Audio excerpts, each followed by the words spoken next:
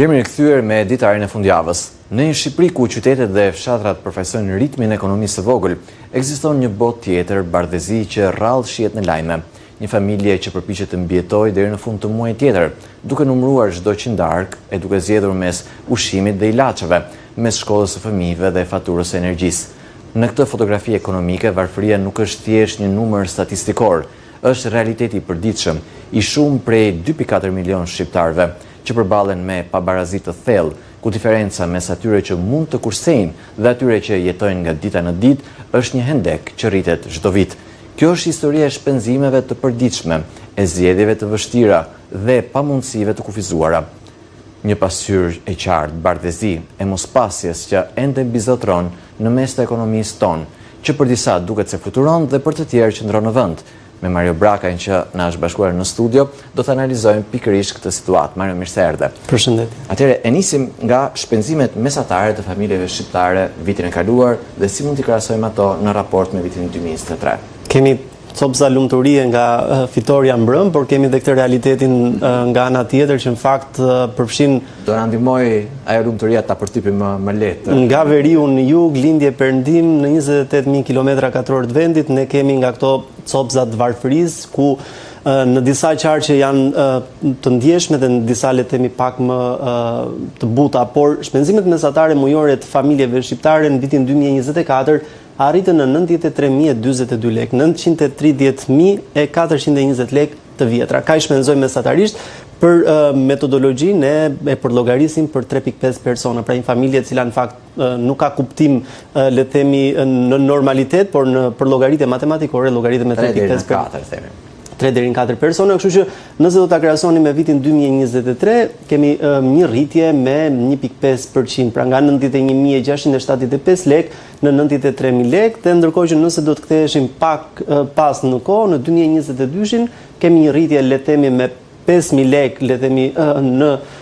harkun e 2 viteve, e nëse do të krahasoheshim me vitin 2018 kemi një rritje le të themi relativisht më të konsiderueshme, por nga viti në vit ka një ndryshim gati të papërfillshëm që le të themi në një farë mënyre për person përkthehet në pak qindarka më shumë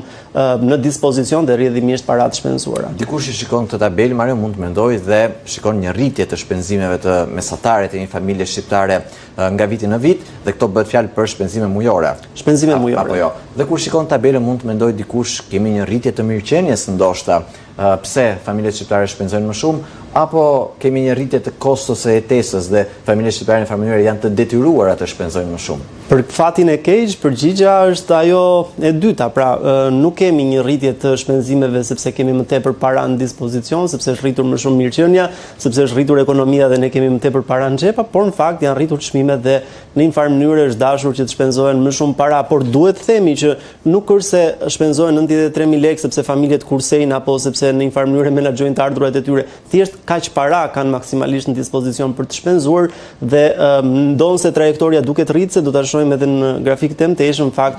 nuk është një shifër për tu ndjerë të lumtur. Dhe në fakt doja të të pyesja për shembull se si, nëse mund të hyjmë pak më në detaj, si shpenzojnë familjet shqiptare këto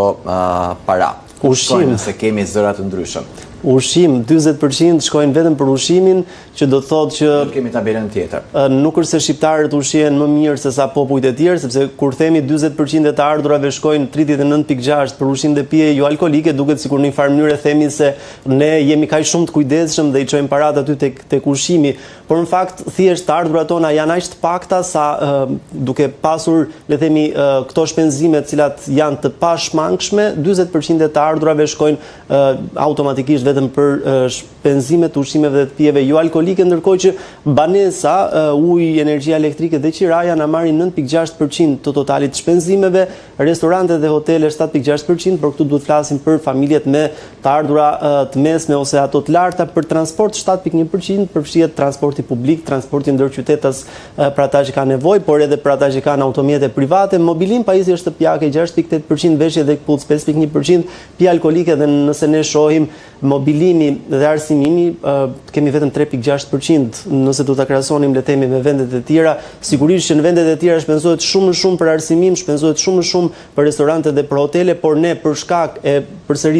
shkak se kemi të ardhurat kufizuara, për shkak se kemi pak para në dispozicion, kemi këtë tregues kaq shumë të lartë që në një farë. Kjo sigurisht është një mesatare, por diferenca mes zërat e tjerë është aq e madhe sa që gati legjitimon le të themi pohimin se pjesa më e madhe jetojmë për të mbuluar bukën e gojës, pra shpenzimet vetëm ushqim dhe pije jo alkolike, dhe kur themi pije jo alkolike automatikisht kemi përjashtuar le të themi ato daljet e qefit në mbrëmje. Ne kemi aq para sa për të ngrënë bukë, le ta themi kështu, sepse pjesa tjetër në një farë mënyre janë edhe këto nevoja jetike, por për shkak të ardhurave të kufizuara, ne pjesën më të madhe, gati gjysmën e parave na i merr ushqime dhe pijet jo alkolike. Ujë dhe gjithçka tjetër, le të themi që na bëjmë dot një panoramë të le të themi rajoneve dhe qarqeve të ndryshme, ku kemi le të themi një pasurinë thonjza më të madhe apo një varfëri më të madhe. Ja, këtu dalim atje tek ajo fotografia bardhëzi e mospasjes deri në Njerim që Tiranë, sigurisht që Tirana është metropoli, është kryeqyteti, aty janë bizneset, aty në një farë mënyrë është e përqendruar pothuajse gjithë jeta ekonomike e Shqipërisë bashkë me Durrësin, le të themi,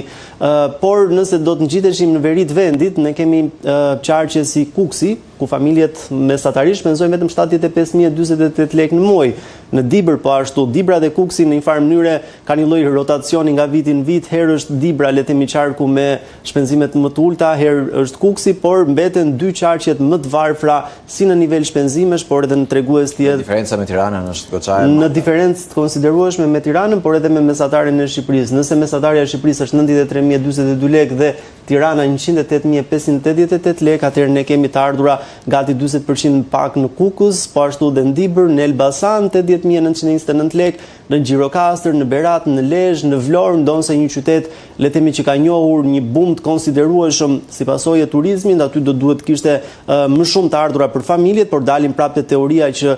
rritja ekonomike në Shqipëri apo të gjithë këto faktorët e tjerë nuk po përkthehen në më shumë mirëqenie për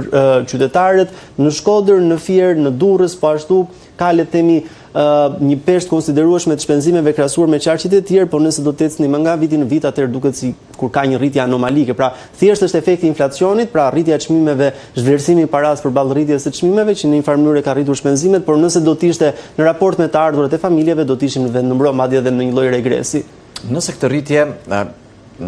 ose më saktë, nëse këto të ardhura të familjes dhe këto shpenzime mesatare të familjes shqiptare vendosim në kontekstin e rritjes ekonomike të viteve të fundit, por dhe inflacionin e viteve të fundit që ka qenë mjaft domethënës, çfarë panorame na del? Na del që ne kemi pasur një rritje ekonomike gati 4% në vitin 2024, prodhimi i brendshëm bruto u zgjerua me 3.96%, ndërkohë që inflacioni mesatar ishte 2.2%. Dhe po flasim për inflacionin e përgjithshëm dhe jo dhe